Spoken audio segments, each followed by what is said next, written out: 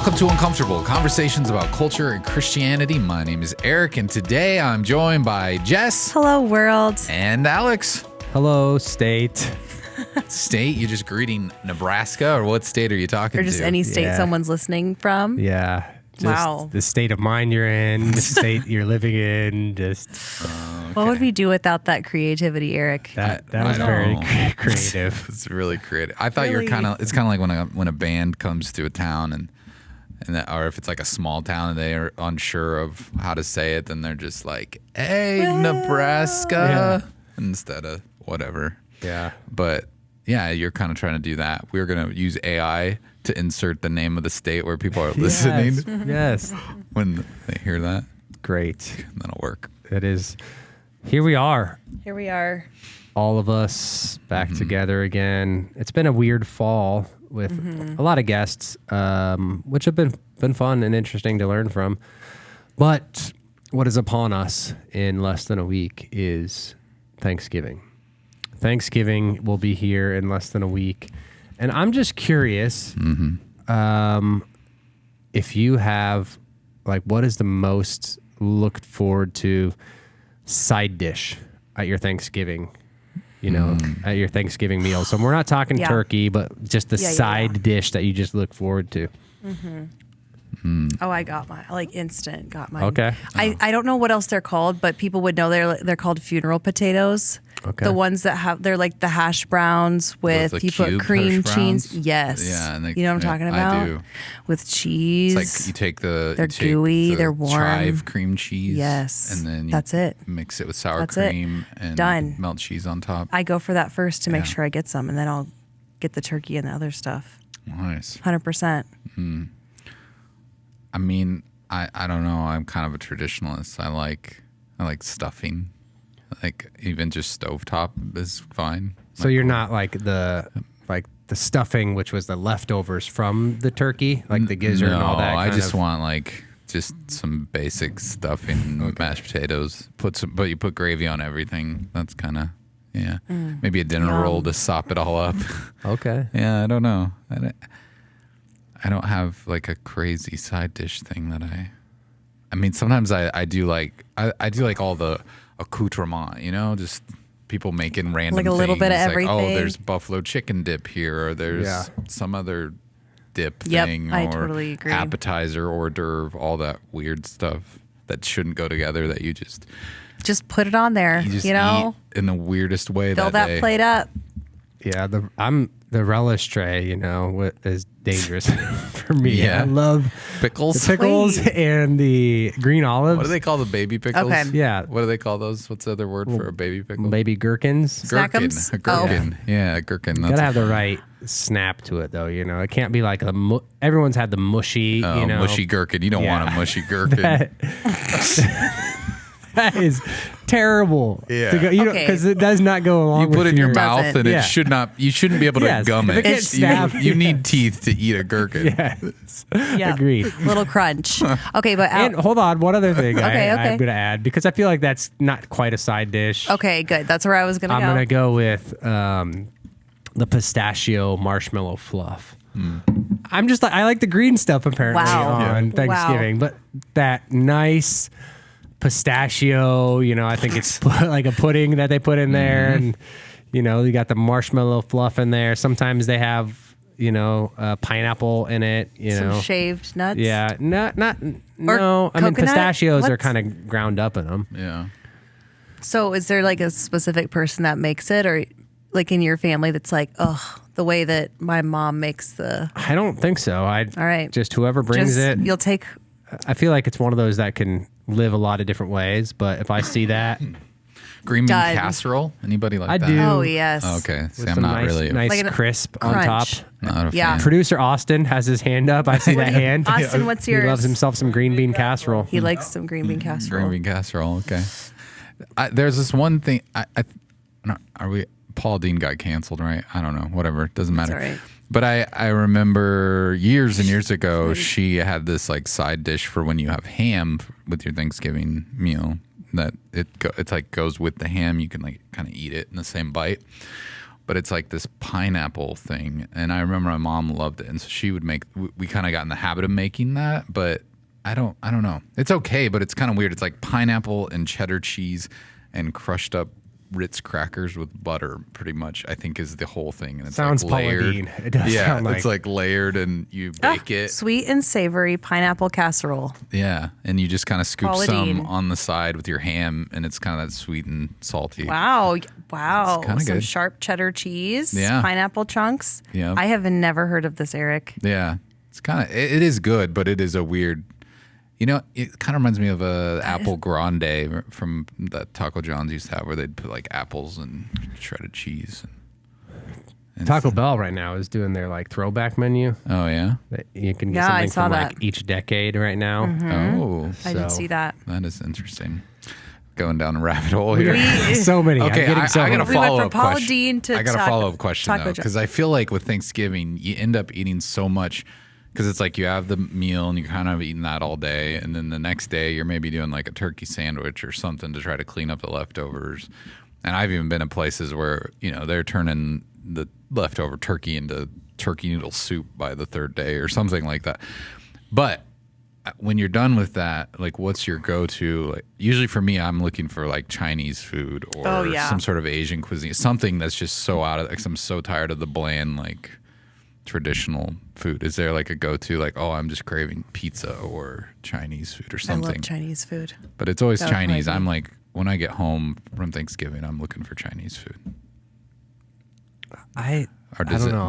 not- Chinese. I do like Chinese. What first came to my mind is just some fajitas. It's Mexican food, yeah. Just give me some fajitas and some salsa and chips and yeah. Alex is so Again, hungry I right do now. think Alex is If hungry. we- He's like, the way you're describing, I'm like, let's add even more adjectives. Go. Yeah.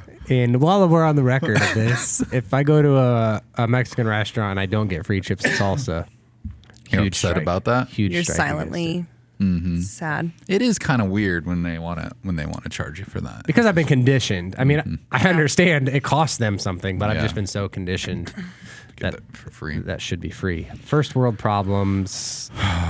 Well, As some may say. I hope you don't have too much anxiety about paying High for functioning, chips and high salt. functioning anxiety when I go to a Mexican Okay. restaurant and I end up having to pay. It's Wow. crazy that you bring that up because that's what we're going to talk Wowie. about here later today. On this episode, we're going to be discussing high functioning anxiety. It's kind of a trending phrase. What does it mean? What does it mean for us? So stay tuned for that. Boy, I'm sure glad you stuck around all that time. You waited all the way to later today, which is right now. We're back after that lovely interlude, and we're going to be discussing high functioning anxiety and kind of raising a little bit of awareness to this topic. And is it, is this a good trend, a bad trend? What does this mean? Are people self-diagnosing themselves? Maybe you haven't heard of it. Maybe this is the first time that you've heard of this. But Jess, Alex, help me understand high functioning anxiety. Help our listeners understand where did this originate from? What do people mean when they mention it? So I'm happy we have a therapist, a person with a real license in therapy, That is true. mental health to talk to us about. I mean, are you diagnosing? Are people coming into your office and saying I have high functioning anxiety, and you're saying like that's an actual diagnosis? I guess that's one place to start. People are coming in, and I guess if we're talking about teens and adults, I would say both are coming in and using that language. And I don't necessarily hate it, and I think we'll talk more about that, and I can explain more why. But it's not an actual, like in the DSM, that's like our standard for diagnosing in mental health, like what we would use as therapists. That is not an actual diagnosis. I think it's a trendy word that encapsulates a lot. I believe it's from social media that a lot of people connect with. Yeah. But it is not, like the words are used in my office. That is not what I would diagnose somebody as. Okay. We would generally like find something else or like get more to the bottom of that. Yeah, and overall, it's a trend, and that's partly, I guess, why we're talking about how it relates to culture. Is you go on TikTok, you find this hashtag, and you will find that you'll find millions of people talking about their high functioning anxiety and how basically it seems like from a lot of the videos I watch, there's just this undercurrent of like a constant anxious feeling that people are dealing with, but they're able to function at a high level. They're able to do their normal jobs and, you know, quote unquote function, but there's this constant nagging or this, what's going to happen next? Like, I don't know if it's fear-based, because I don't want to tie anxiety just to like a fear-based type of thing, but just always this genuine kind of feeling. And there's moments in my life, like is there ever a time in my life where there's not some kind of anxiety, whether it's high levels or low levels, stress that's not happening? I don't know. I feel like I don't know anybody that couldn't have quote unquote this label of high functioning anxiety based on a lot of the videos that I've seen. So I'm like, you can just smack that anywhere and say everybody that's human, that's living in a world right now, especially in the political landscape we've just, you know, been a part of the last several years, but especially the last couple months, like there's always this kind of what's going to happen next. Okay. If candidate A is elected, if candidate B is elected at the national level, the state level, my local, like what's going to happen? This inability to control the future. And I think that's just normal life to me. Yeah. Well, it seems like there's a high desire to have something that's diagnosable, and I don't know if I can wrap my head around it. And maybe that's just my own ignorance, or just I'm uneducated on it. But it just seems like people feel something, and they want it. It's almost like they feel they would feel better if they can label it or diagnose the issue. But the concern I always have with that is what is, like, to what end? Is it to diagnose it to further build your identity around it? Because you can say, I have this, or I am this, or this is how I identify. Or is it to identify a problem and then work towards a resolution to that problem?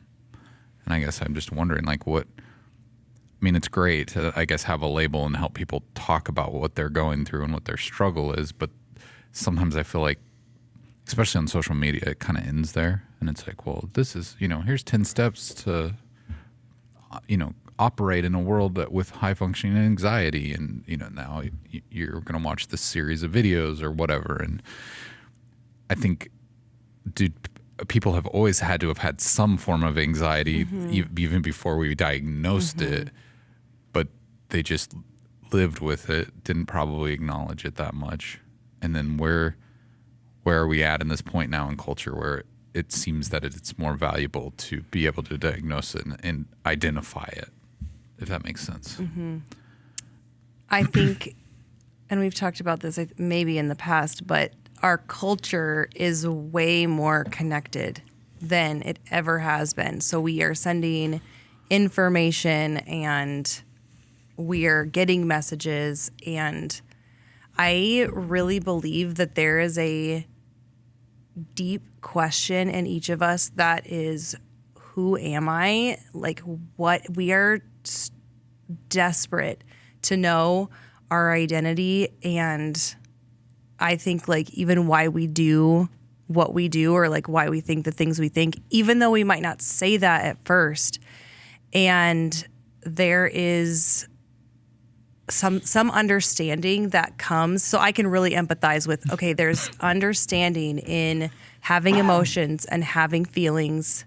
And especially in adolescence, like if we're thinking about them, like their limbic system, which is like the part of your brain that controls emotions, they're in a stage where it's like, I'm more emotional than rational. So like how things are making them feel is guiding and is truth to them. And I think we kind of need to keep that at the forefront when we hear teens talking about that, is that they're feeling things and then they're trying to find a label for it. They're trying to understand why I'm doing it. And the rational side that's like, well, maybe I'm feeling like this because of this and I need to fix this, doesn't necessarily come until a little bit later in their development.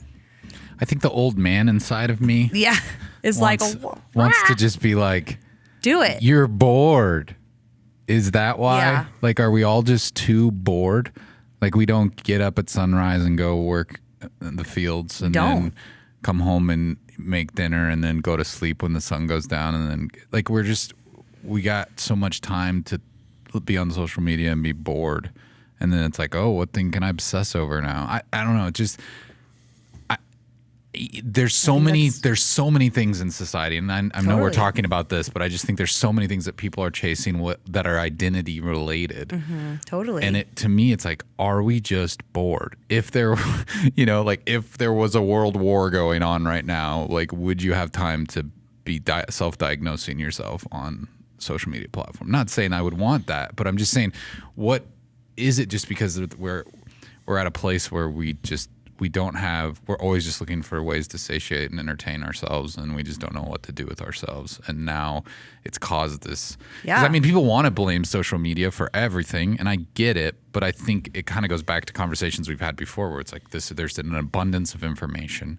We're overwhelmed with information. So yeah, we're probably going to be a little more anxious because we're not made as humans to know all the pain of this world from every corner of the globe and what we see people going through and struggling with and these injustices and these things that are beyond our control and we can't really do anything to make a difference. And so why not, you just kind of add on to it and it's just this like tragedy cycle of like, okay, everyone else is hurting, so maybe I should be hurting too. And then I don't know. We joke about first world problems, and it's in a certain extent I feel like it's kind of like that. Like, are you really struggling? Like, what? There's so many people around the world that have it so much worse than you and are fighting for their next meal or for their freedom or for whatever. And then we're so bored that we're looking for these diagnosable things. Now, I'm not trying to downplay mental health or anything like that, Yeah, but I just think it's like a frustration of mine where I'm like, this wasn't a thing before.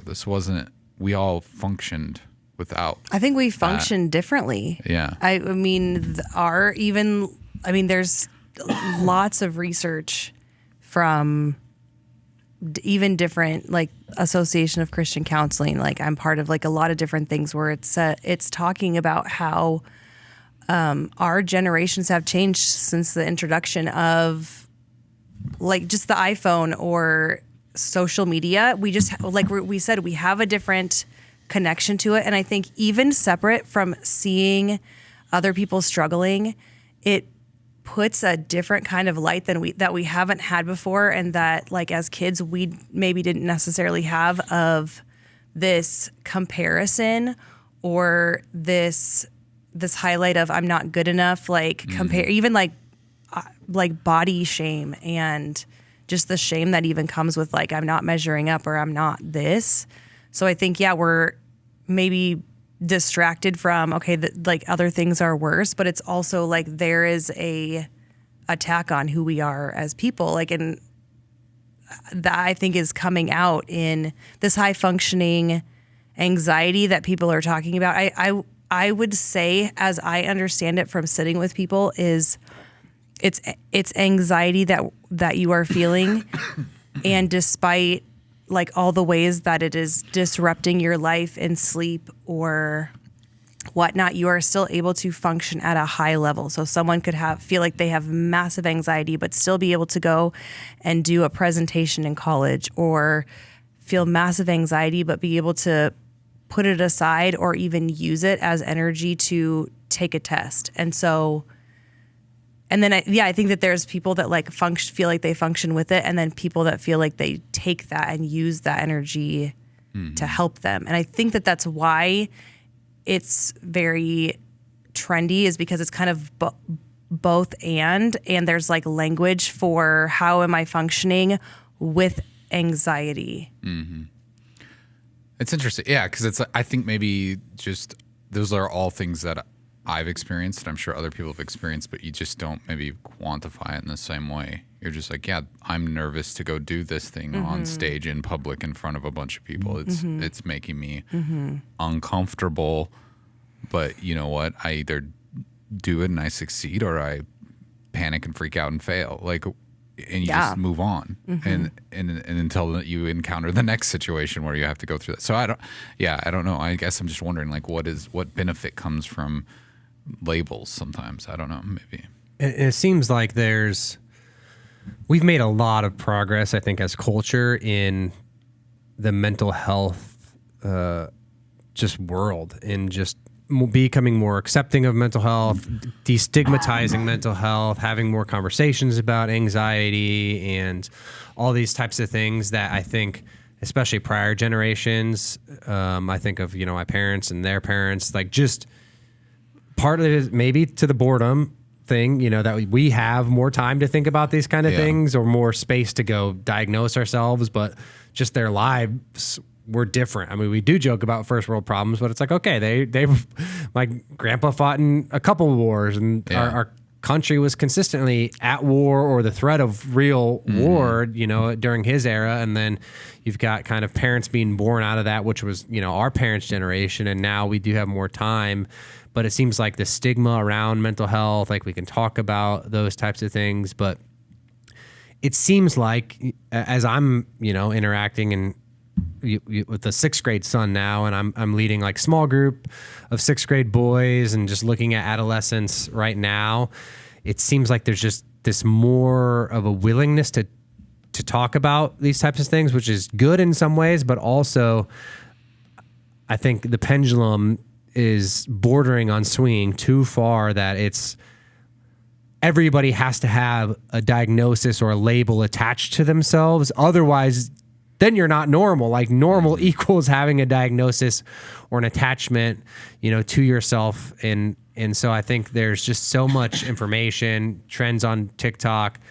I mean, you can put, I'm feeling this way, probably into some kind of Google search, and it can give you dozens of, different ways that you could end up with a diagnosis at the end of the day. But then there is like there's people with, just crippling anxiety. And that they really can't get out of bed in the morning, and people that have like these deep diagnoses of the anxieties that they're dealing with that might be tied to all sorts of traumas and different things. And so, wouldn't that be more in like the category of depression though? Or is it separate? I mean, anxiety attack, I'm saying like people with anxiety like attacks and panic attacks, and it's so crippling that they like to function, to literally function, is difficult, especially given certain situations and all that kind of stuff. And so I don't know, there's this just, we're living in this place where there's good that we're having more and more conversations about this, but so I'll give an example. I was hanging out with the 6th grade boys at my fall retreat a few weeks ago, and they were all kind of like having this, like, we just couldn't, we couldn't ask questions and get anywhere, they're all farting and making fart noises, and everyone's trying to entertain one another, So which I think is in your happy place. Yeah. which is like, this is 6th grade boys. This is just what they are for the most part, not like being vulgar or anything, just trying to entertain one another, because identity stuff. They want to be valued. They want people to see them. They want to be the entertainer. They want to hide behind being funny and all those kind of things. That's stuff that's been, and working with students for over a couple of decades, I've just seen. And, all right, guys, it's time to turn a corner and have these conversations. But what was different about this time, because I've been out of student ministry for, the last 5 years personally, it was then it turned to like, well, I can't because, and then they all started talking about how they all have ADHD and then they're like, I didn't take my meds this morning. And then the next kid was like, well, I have ADHD and I take meds and I go see a therapist once a week. And then the kid's like, well, I see a therapist twice a week. And so then it became like this. And then the kid's like, look at us, we're trauma bonding. Now we can talk. And there was just like, it just started to spin out of control in so many ways. And I'm not any of their doctor, and I'm not the one diagnosing any of them. But part of me was like, no, you're just 6th grade boys. Like you have a limited attention span.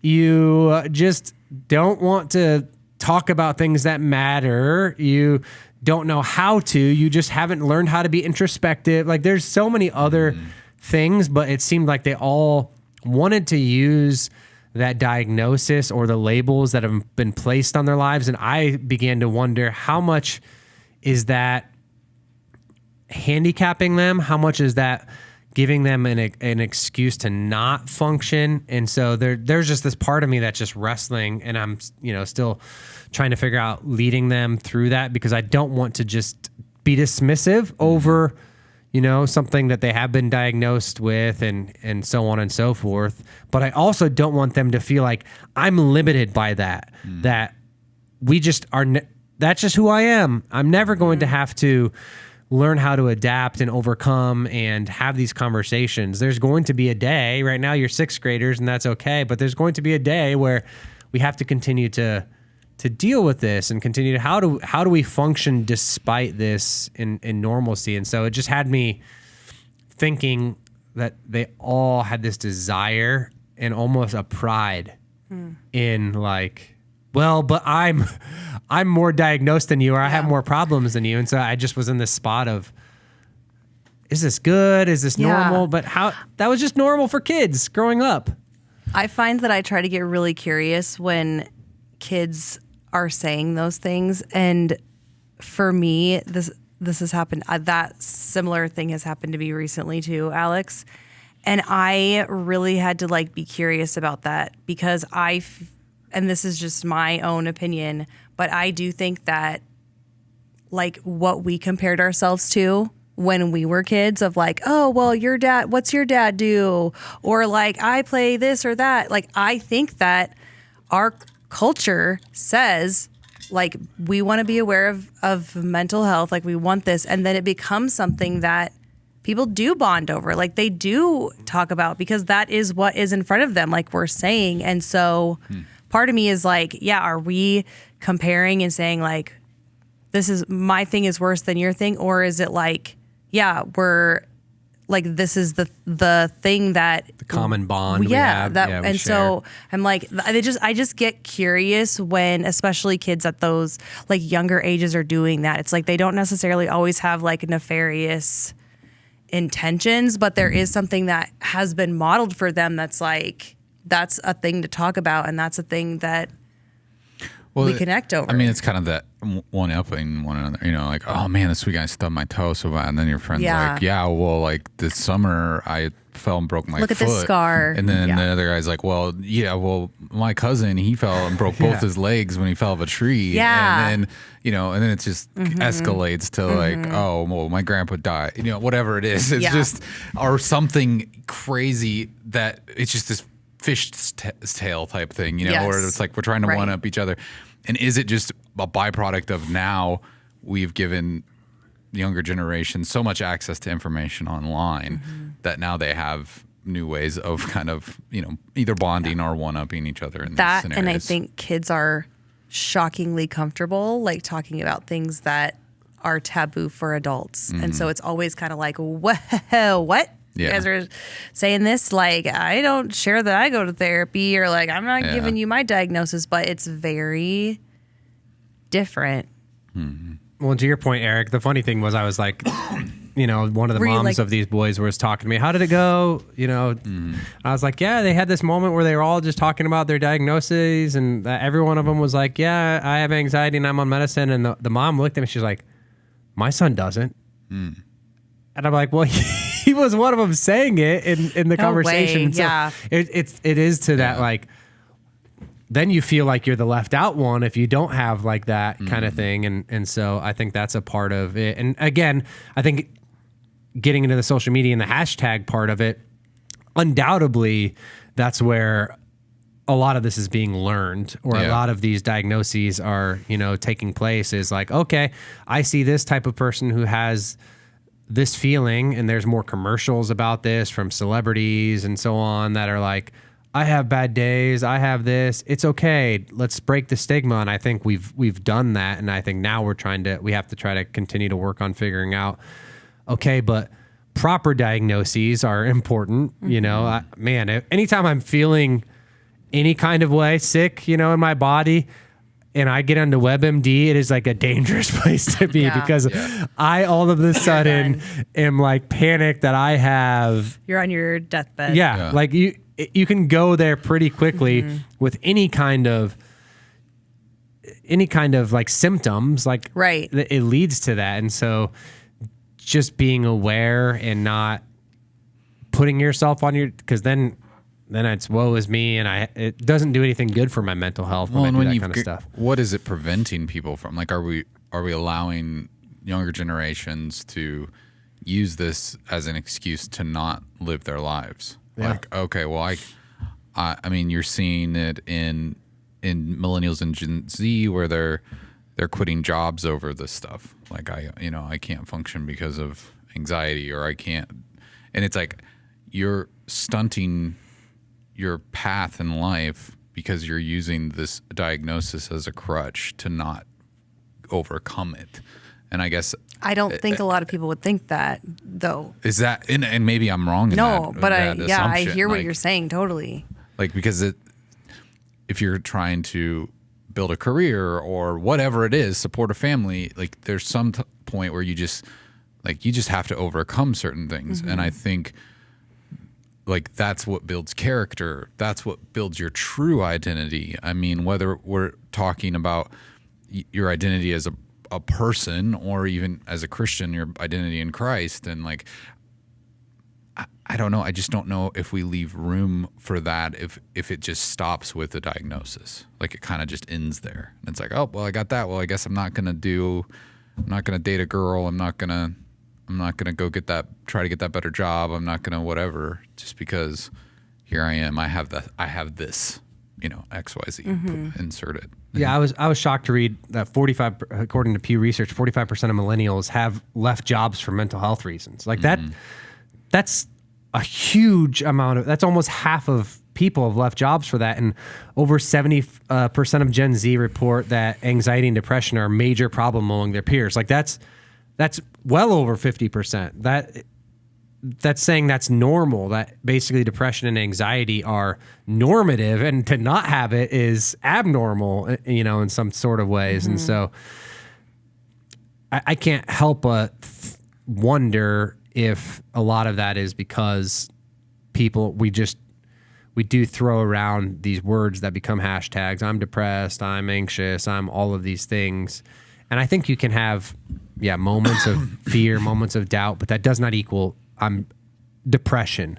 Or you can have anxious moments. I don't think there's a human that has not had an anxious moment in their life, but that does not mean you clinically have anxiety. And so I think it's just fascinating. I wonder where those report numbers are and like how much of that is, real data. Like actual people have those anxiety or depression, or how many of it is just like, well, I felt like this a way. Self-report. Yeah. Because you can do that too. When I'm sitting with people, I work with a lot of teens and young adults, and they're talking about this kind of thing.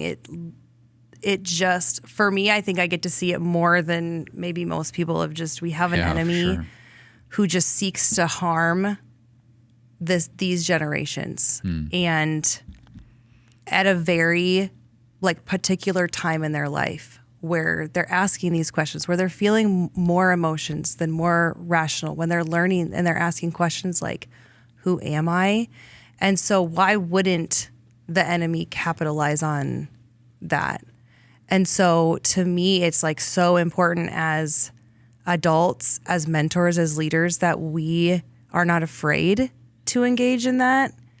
And I think not afraid when we hear a term like anxiety or I have this, to offer a coping skill or offer some understanding or remind them of their identity, because I think it's really important for us to help this generation build resilience, because isn't that what we're it's such a struggle. And so a lot of times if somebody is having this type of conversation with me, I'm like, we need to add more vocabulary than just you're feeling anxious. So I have a feelings wheel, or I'll have other emotion cards, and I'm like, what else is in there?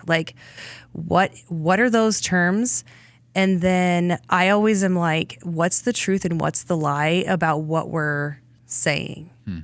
And just try to like dissect it a little bit more. Because I don't hate the term high functioning anxiety. If somebody comes in to my office and says, I have high functioning anxiety, I'm like, awesome. They've thought about something, they have a term for it, and I can get in there and have a conversation with them because they're willing to label something, and that gives me a big So is that arena. That's like better than the I alternative of don't- like being like, oh well, My parents sure, are making me come. I probably have this or whatever, but I'm not going to admit it.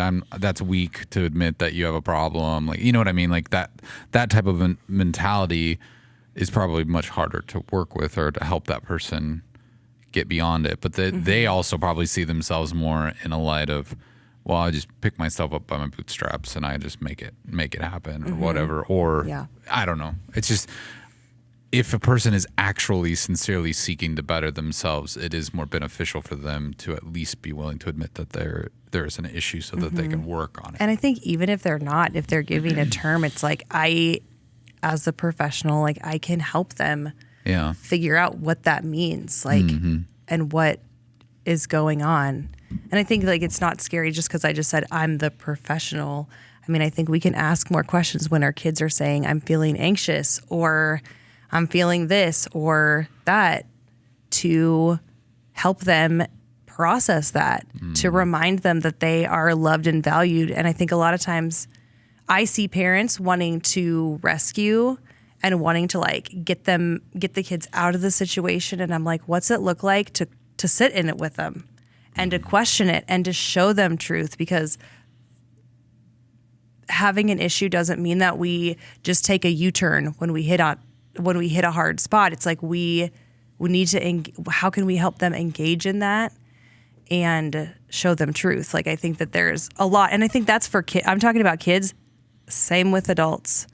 We can apply those same things because the DSM that diagnoses at a high functioning anxiety at any age, or like that isn't going to do it, that has anxiety and all these other things, will change. The Bible and the truth of Jesus does not change. And the truth of like where our identity is. And that's like the one up that we have on this world where when the enemy is attacking, is that we have that knowledge. Yeah, I think that's so good because, I mean, Scripture and my worry sometimes is, you know, in my own kids' lives that I do think there's like self-fulfilling prophecy, you know, that can happen in your life where I'm dumb, I'm not this, I'm that, and you hear these words and these labels that you put on yourself, and you're like, no, that's not you. Like there's life and death in the tongue, James says, and that you can steer your life by obviously the words you're saying, because the words you're saying are formed by the thoughts that you're thinking, and then ultimately that can set the direction of your life. And so that's why we have to be careful of our thoughts, because our thoughts aim us. And so I think to be able to come to my kid that is saying, I'm this, and they're speaking a lie about themselves, a lie maybe that the enemy fed to them, a lie maybe that they heard from society, a lie, however they got the lie, or the thing that's kind of crippling them in this situation. What I want to do is tell them, no, that's not true. You are this. I want to speak truth into their life. I want to speak encouragement into their life. I want to speak all those things. I think that the difficult thing about when there's a specific label attached is it feels like, well, I can't say, no, you don't have anxiety. I can't say, no, you don't have cancer, if somebody's got something going on. So when there's a specific diagnosis, it feels like it's harder to speak against that. Is it a terminal diagnosis? Yeah. You know what I mean? Like, Yes. is anxiety or high functioning anxiety or whatever we want to call it something terminal? Like, or can you cure it? Can you, I don't know. Because I think that's the thing that I'm most fearful of as well, is just like identify it, but then like, let's make a path out of it. Let's, like you said, just find the coping mechanisms. How can you get past this? Find a treatment plan, right? Like that. And I think that's a big part of why you want, like if I'm sick and I have this prolonged cough, I want to know what it is so that I know how to treat it. And I think that's a huge part of why there is a diagnosis is once we get this, then we have steps, we have coping mechanisms, we have a plan to help us improve our lives. And so help us take steps towards growing and growth areas and so on and so forth. Yeah. And also, if you have a cough and it doesn't go away, you're not going to go to Google. Yeah. You're going to go to a professional, like someone that can... Chat GPT. Yeah. A professional. Somebody that can help the situation or speak into it. And that's where I think mental health professionals of all kinds are very helpful in these situations versus... So I really love parents that if their child is saying something like, I'm feeling this or that don't just shut it down. Like, let's get the answers, because shutting them down might isolate them more, lead to shame or building something else. And so, yeah, let's ask a question. Like, let's call somebody. Let's ask for help. Yeah, that's good. And I think what you said earlier, Eric, and I think you've mentioned it too, Jess, is so much of this, especially for adolescents, but probably more than we like to admit in our own lives, is about identity. And oftentimes we'll attach or root our identity to the wrong things. I think in a book recently I read, Anxious Generation. Everyone should read this book. Talking about these things.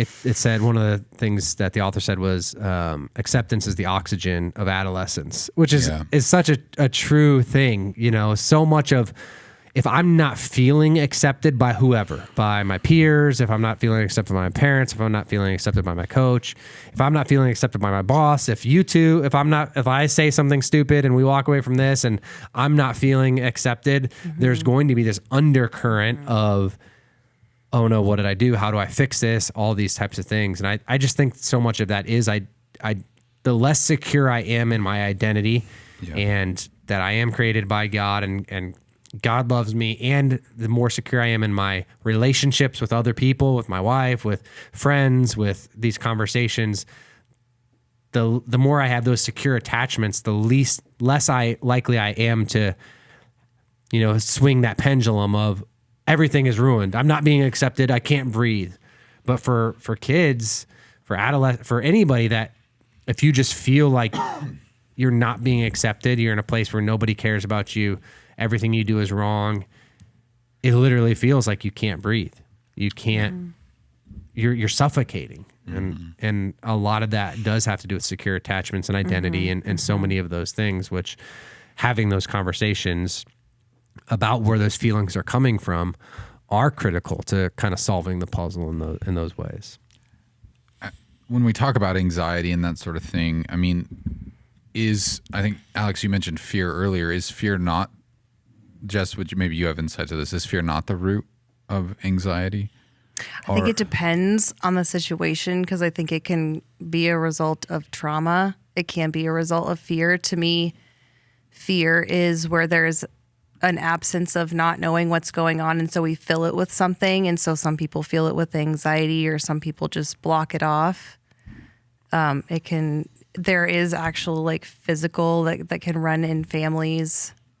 That's just like that physical anxiety. So I think it's too simple to say it's rooted in fear, but I think that can definitely be part of it.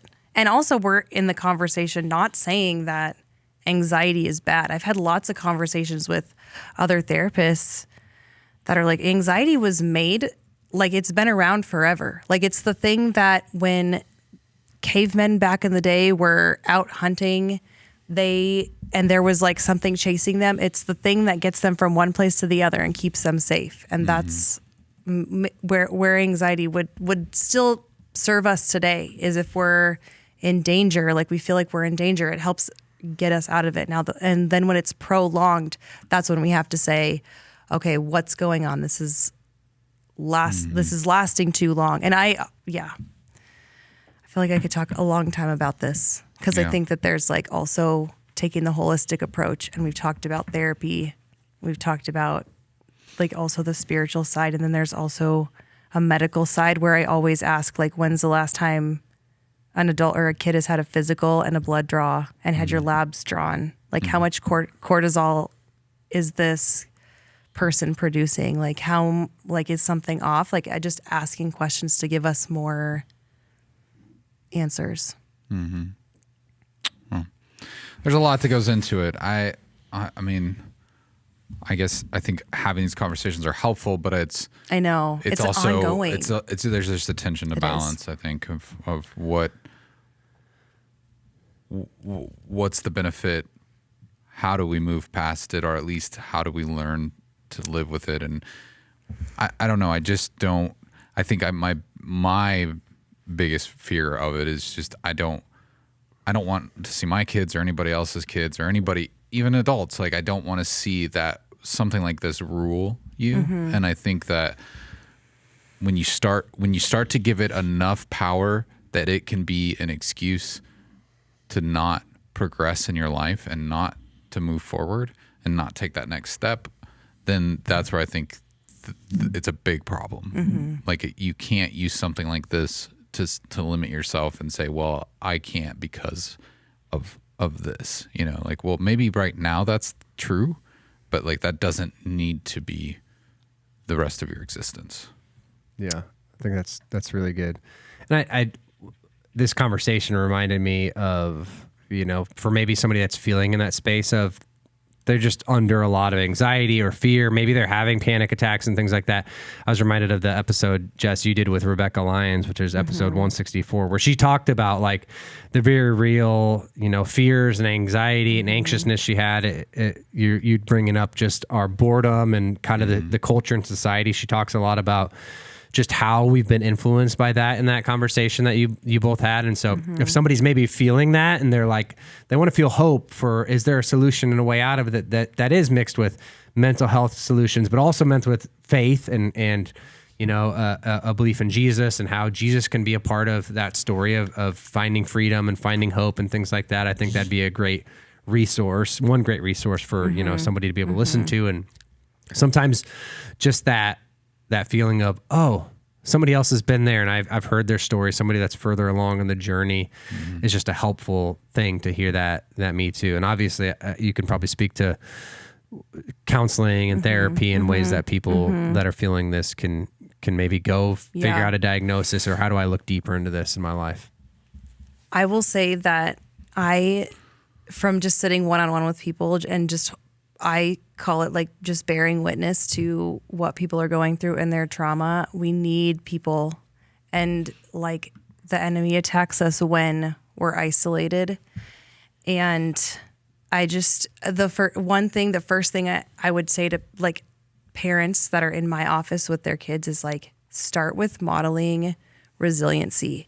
Let them watch you. Like when they see you mess up, let them see you follow something all the way through. Like show that like difficult things happen and how you process it because they're watching.